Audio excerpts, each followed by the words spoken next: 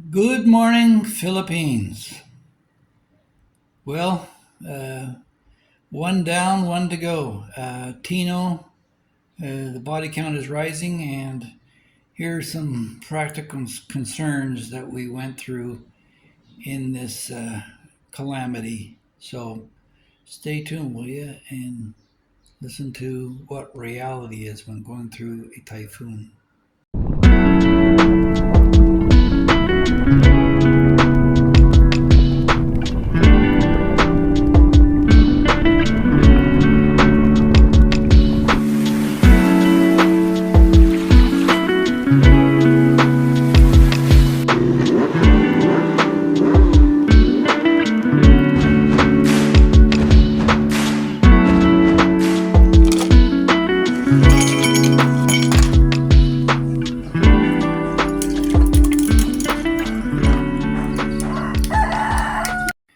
So it's a real FAFO, figure around and find out situation with typhoons.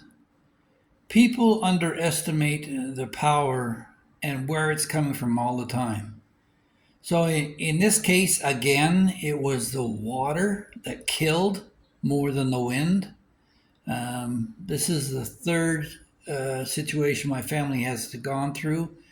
About a dozen years ago, we went through Typhoon Yolanda, super typhoon, and the family lost the farm on that one.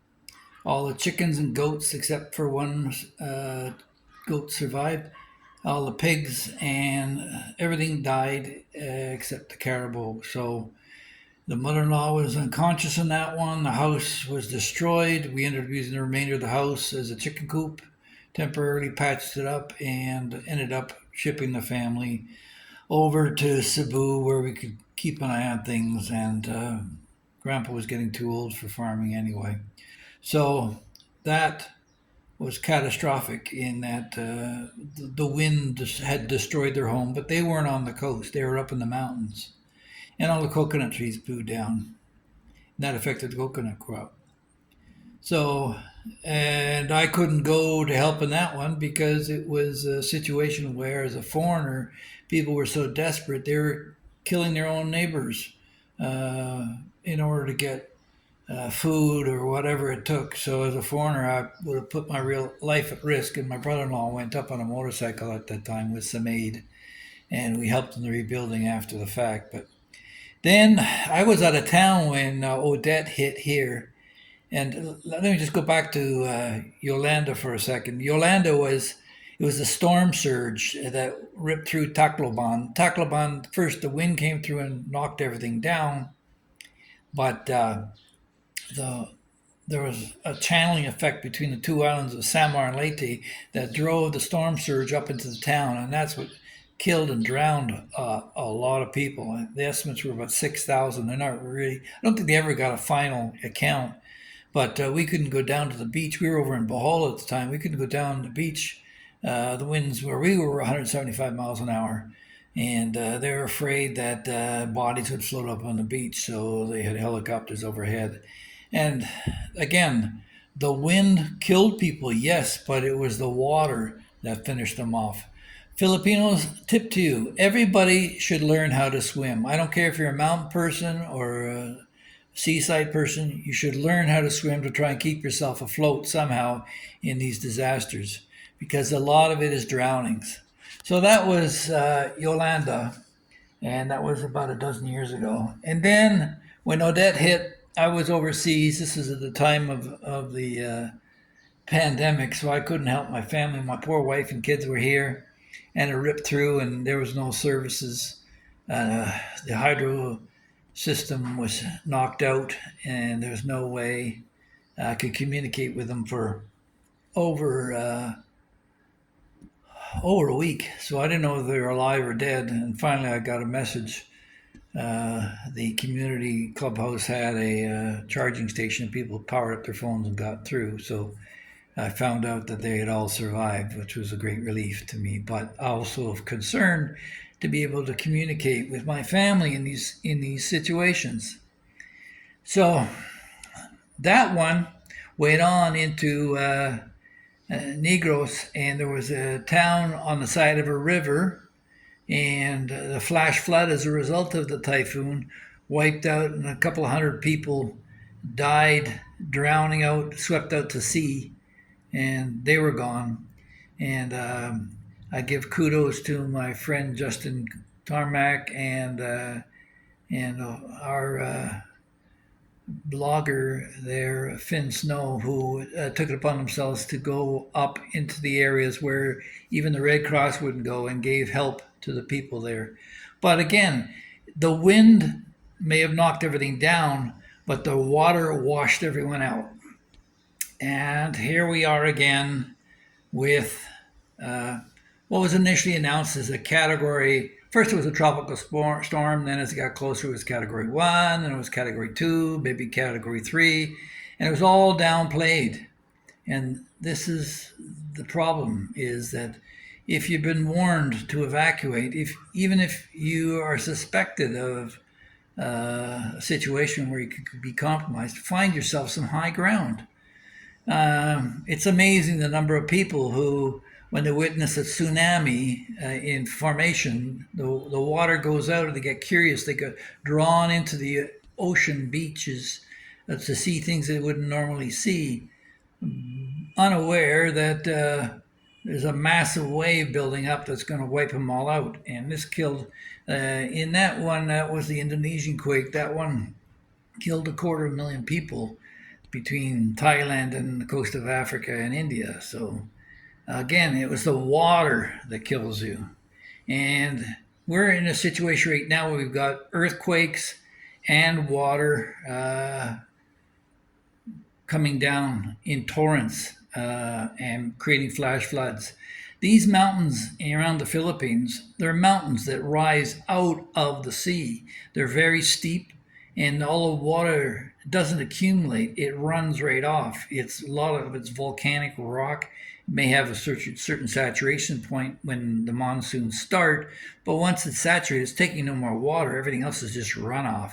So when this typhoon hit, it was supposedly a category 3, and I warned my brother-in-law's family that they could come and stay at my place, but they chose not to. And so at 4 o'clock in the morning, they noticed that the water's rising very fast, faster than normal. And they scrambled to get out on the roof. And I've told this in a shorter version before, but they got off on the roof and were waiting for rescue. But then they realized that the whole house was being swamped and was going to go down. They ended up jumping over to a neighbor's property on the cliffside and climbing up that cliff. Now, my brother-in-law, he'd just gone through a burst appendix, and we had his knee replaced because it was shot from arthritis. So he was in bad shape to begin with, but he put strain on that new knee, and now he's going to go back to the hospital for that. But he was able to get out, and his wife struggled and had to have the assistance of her son. And their daughter, who loved their little doggy, their Alsatian, they let her go down to untie him, and she disappeared during the course of all this. And then the little Claire, well, she's not so little now, I think she's like 15, she's scrambling up the side of the hill and stepped on a piece of glass and cut her foot wide open right to the bone. So she had to go to the hospital. So we had one damage to the knee, one lost little girl, and one cut to the bone. Now, all this because people underestimate the power of nature. And what is a virtue is also a vice of the Filipinos, in that they're easygoing and they put things in the hands of God. Don't rely on God to bail you out. You have to take care of yourself. And so learn how to swim. Have an escape route. This escape that the family went through, that was all last minute contrived. And their next door neighbor of 11 kids, grandparents, parents, children, beautiful people that I think I'd met at some point, all gone, dead. 11 people in the family. And the body count is rising. You don't want to see people under blankets at the side of the road and being asked to identify them. So you have to be prepared. And now a lot of people mock preppers that they're preparing for the end of the world, but it's just a simple thing to do a few steps.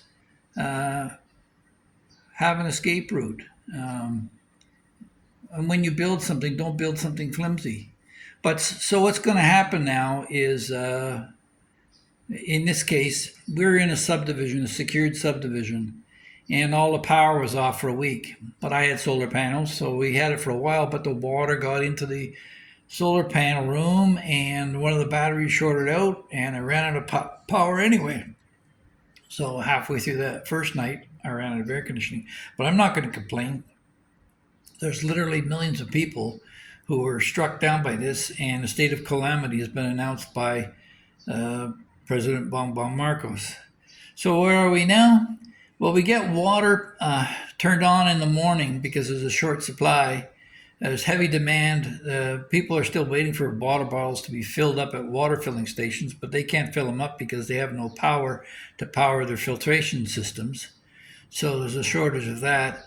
So I ran out of water last night. Now I've got my, well, there's a family of 8, and we've got two of the girls and one of the boys staying with us.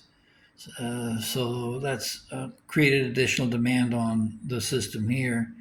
So we've got water early in the morning. I got up at 2 a.m. and started the pump and filled the tank, but very quickly it disappeared as my nephew came by to clean the mud out of his bike. By the way, does anybody know how to clean the mud out of a submerged motorcycle that's been stuck in the mud for a day? He pulled his bike out of the mud and he's pressure washed it, but now all the lights are full of mud and water. So if anybody could comment, if they have any idea of how to get that out of there, it would be appreciated. So we ran out of water again today because our cleaning lady showed up and started doing laundry. People just, I don't know, they don't think anyway. So we're out of water, and I didn't think myself to send her away, but her family survived okay. But as for my complex, we had very little wind damage, but the water system is shut off and have to fill the tanks reserve. The grid came on around 2 o'clock last night. They turned it back on. So we have the air conditioning here. And now the grieving starts for families and friends who are now departed. And the Philippines is not for the weak of heart. You've got to be able to have some intestinal fortitude when these things come across. You come across these things. I posted a bunch of videos on my Facebook account for those who follow me on Facebook of some of the disaster, and you can only watch so much of that stuff. It starts to get to you. And with everything else that's going on in the world, um, take care of yourself, please. Um, I hear from subscribers worrying about me. Don't worry about me. This tough old bird will. I mean, I'm a lone wolf anyway, and that's why maybe you don't get as much content from me as you do from others. But what I like to provide is something that's relevant. So, yeah, I live in Cebu City, and I put my own solar panels in, and I put my own water filtration system in because you can't rely on infrastructure here. So basically, you're going camping within the city. But even that breaks down. The water filtration units, now I got to get the filters changed because the water's been sitting and stagnating in there during the power shut off, and it's been 6 months anyway. So we'll get that done next. And now we've got my niece went in, got a tetanus shot for her glass and her foot, and we're looking at taking care of the family the best that we can, going through clothes and whatever. They're starting from zero. They have no home. The home's been washed away. And no, I don't solicit funds. That's just not my nature. And if I can help, I will help. But If you need a contact, I'll be happy to provide you with that if you're interested. But no, I maintain from the beginning I'm not going to use this as a monetized channel. I want to be able to give you guys the facts, irrespective of what compensation others may get. So, yeah, FAFO, figure around and find out. And that's what's going to happen now if the next disaster comes. And don't think that this is so far away, because in Vladivostok and Alaska and off the coast, west coast of America, there's volcanic activity. Mount Etna is going. All the plates on the globe are shifting. Some attributed to the huge, never seen before sunspot that's affecting it, along with the alignment of the planets. Maybe it's Atlas 1 satellite comet, who knows? But the fact of the matter is, things are rumbling around the world. So don't be smug. The disaster could arrive on you next. So make sure you have your reserves before you go out and help someone else. Make sure you are prepared. That's the reason why the airlines always tell you to grab your oxygen mask first before you help someone else. In that case, you've got 17 seconds before you'll pass out. So if you can't help anybody if you're passed out. So they want you to be able to take care of yourself first. So take that as advice through all your life. Make sure that you're strong. You can't help anybody unless you're strong. The poor people are not supporting the billionaires with hospitals and clinics. It's the billionaires who can afford to do that. So be strong as you can, and don't waste your time envying somebody else. Focus on your own inner strength. So that's my preaching for today. Hope you enjoyed it. If you like, don't forget to like, share, and subscribe. And maybe we'll talk to the next one. Stay safe.